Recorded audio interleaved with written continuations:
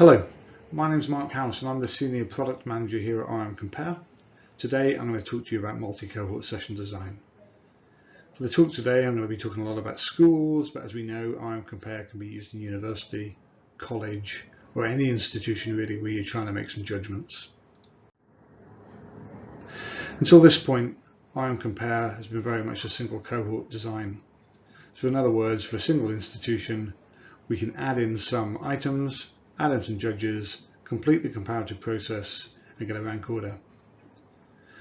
What's not been possible to do, however, is to run institutions against other institutions, or year groups against year groups, or classes against classes, and this is where multi-cohort design comes in.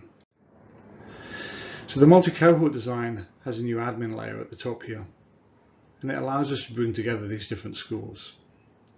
Now this has been a bit of a challenge because schools describe themselves quite differently, particularly in the way their staff are organised. So the organisational structure in the green school might be quite different to the one in the middle and on the right hand side here. And we need to find a way that all of the schools can come together even though they behave a little bit differently. So how does this work? Well, the first thing that needs to happen is that the administrator here needs to send out a stimulus to all of the schools, and the schools are going to ask their students to complete against a piece of work against the stimulus. So for example, we may ask all the students to write a bit of poetry, which is stimulated by a video. Then all of those pieces of work will need to be added into a single session for us to do some judging against. So how does that work? Well, the admin is going to send over what I'm going to describe here as a digital box over to each school. And then the schools are going to put in their judges and their items into their box. And then through a bit of RM Compare magic, we're able to merge everything together into this single session. So if we take a look at this green school here, the green school has 4 classes and they're very keen to be able to compare 6A against 5B and 6B against 5A, but they also want to see how their kids are doing against the other schools in this session.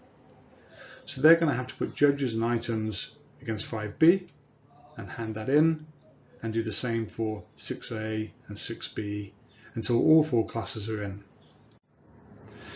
The session administrator is able to see in real time this handed-in process. So it can see, for example, where some schools haven't handed in their work or haven't done it on time. But when everything is good to go, we're able to hit the button and merge everything together. Here's a quick look at the UI. So we can see here that our admin will create what's called a data aggregation session, and they're going to send this over into what I'm calling a digital box. And then at this end, we can contribute to this master session by putting in our judges and items, and anybody at the school can do it who has the correct license code. Once that's done, we hand it in. So now we have what we need. We have all the judges and all the items all in one box.